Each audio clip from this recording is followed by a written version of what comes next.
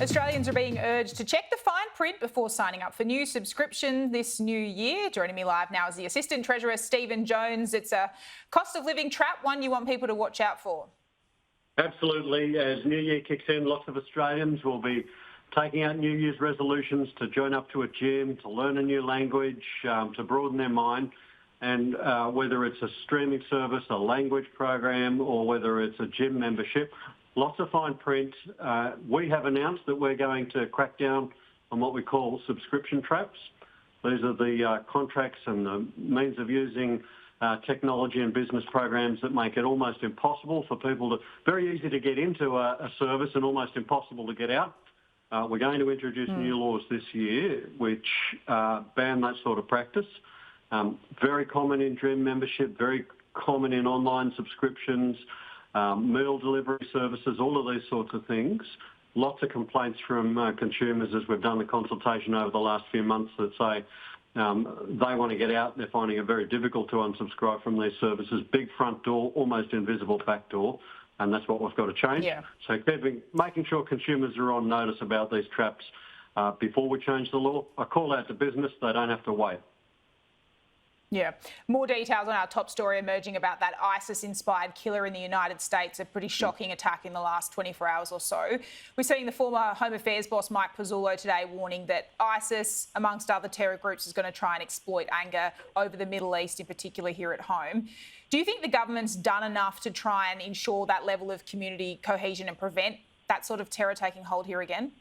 Yeah, of course, this is an appalling attack overnight. Now, our thoughts and prayers are with the families and friends of the victims in New Orleans.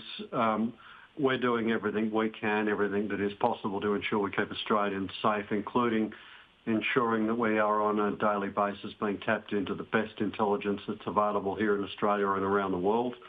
Of course, we take and we act on the best advice from our intelligence agencies, and that's what we'll continue to be doing.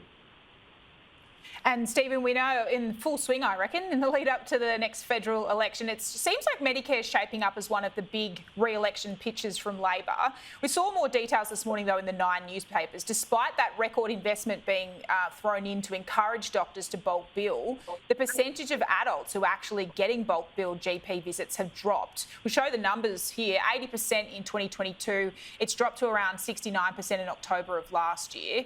How do you plan on turning that around? A lot's been done for kids and concession holders, but what about that big bulk in the middle who are struggling to see the doctor at a cheap enough rate? Yeah, critical issue. Peter Dutton and the Coalition tried to kill Medicare and they nearly succeeded. Over the last 2.5 years, we've been doing everything we can to put the pieces back together again. Our priority has been pensioners and has been children, so the under 18s and kids, and we've succeeded in turning the ship around in that area. We've also invested in urgent care clinics, which mean that hundreds of thousands of bulk bill appointments are being done every week for those urgent types of medical treatment that are needed. More needs to be done, more will need to be done. Peter Dutton is the biggest risk to us continuing to rebuild Medicare. They tried to kill it in government. They will again if they win government. Really critical. We can't do it all in one term, which is why we need another term to ensure that we can rebuild and continue the process of fixing Medicare. But is the government open to extending those bulk billing incentives, not just at those, for kids and concession holders, but that vast bulk of people in the middle? We saw, reports today. People are putting off going to the doctor because they can't find one that they can get a bulk billed appointment at. Yeah. Always looking for ways to strengthen and deepen the Medicare safety net, and we will continue to do that, which is why we have already invested in those pensioners and the young Australians. We're looking for what else we can do for the vast number of Australians in the middle. The urgent care clinics are a part of that, and Minister Mark Butler is working really hard with his colleagues in the health portfolio to look at what else can be done, and we'll have more to say about that over the months ahead. Yeah, we'll watch that closely as to whether there's any election announcements in that space. I wanted to ask you as well, inflation back down in the September quarter to 2.8%, that headline figure. We know the RBA does look at underlying inflation, which is still out of the band. But do you think Australians should see interest rate relief before the election, given that headline figure is back into the target range?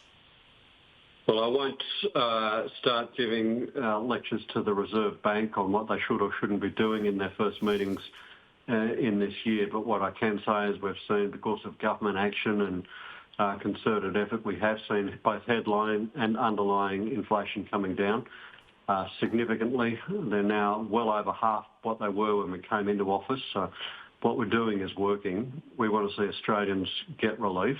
We've been providing cost of living relief where we can, but of course the big issue for so many Australians is their mortgage payments, and of course we want to see pressure coming off there as well. Well, it's interesting. It was worth a try. I always try and get you to give some advice to the Reserve Bank, even if you won't. Thank you. I appreciate your time. Good to be with you, Judy.